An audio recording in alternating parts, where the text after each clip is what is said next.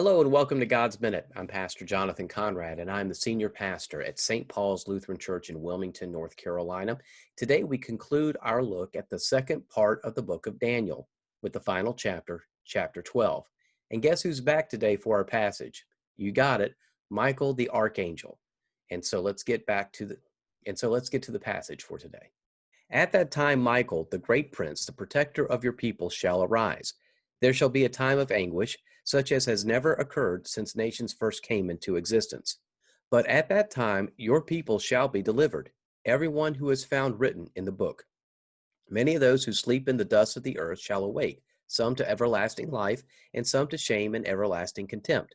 Those who are wise shall shine like the brightness of the sky, and those who lead many to righteousness like the stars forever and ever. But you, Daniel, keep the word secret and the book sealed until the time of the end. Many shall be running back and forth, and evil shall increase. So Michael is back, and God has put Michael in charge. You know, when you see someone famous and you want to walk up to say hello to them or get an autograph or maybe a picture, more often than not, there is someone who's very, very large standing in your way, the bodyguard. Our elected leaders use the Secret Service, the people who step in to keep our leaders from danger, the people who would take a bullet so that someone else can live. And that is what Michael is charged with doing. When evil reaches levels never before seen, Michael acts to bring the final deliverance, or as I call it, the big but. Now that's one T, not two T's. Let's keep it classy today, folks, okay?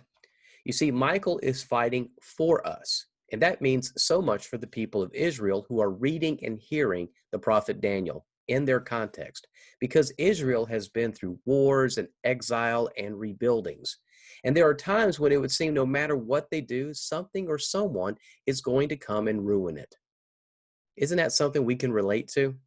Have you ever thought about that moment where it seems like things in your life are going well, but you start to think that the good can't last for long? That something bad is around the corner? And that is a hard way to live, that feeling of constant dread. And that is why it is important for us to remember that Daniel and Revelation and other apocalyptic literature that we find in the Bible serve a very specific purpose: to give hope.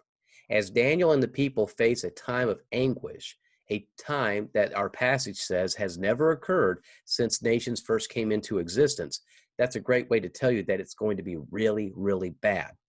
But when we read today's passage from Daniel, it is important that we don't forget the but. Again, one T. But at that time you will be delivered. But at that time a great protector, Michael, shall arise. It is important that we remember the hope that God has promised us, and that we remember the but. One T. How many times in our lives have we been comforted when someone says, "My friend, I know this is a rough time, but you will get through it"? Sometimes we need to hear that but to have any hope. And the hope we have is guaranteed by Jesus and what he did for us. Jesus was our bodyguard. Jesus took the bullet, our bullet. He died so we could live, and he rose so we could work. Let us continue with that job as bodyguards, as protectors, and love the weak, the oppressed, the hopeless, and show them that God has delivered them, that God has not forgotten them, and that God fights and wins for them and us. That will do it for me today. Thank you for listening, and I will see you next week for more God's Minute. You take care, God bless, have a good weekend.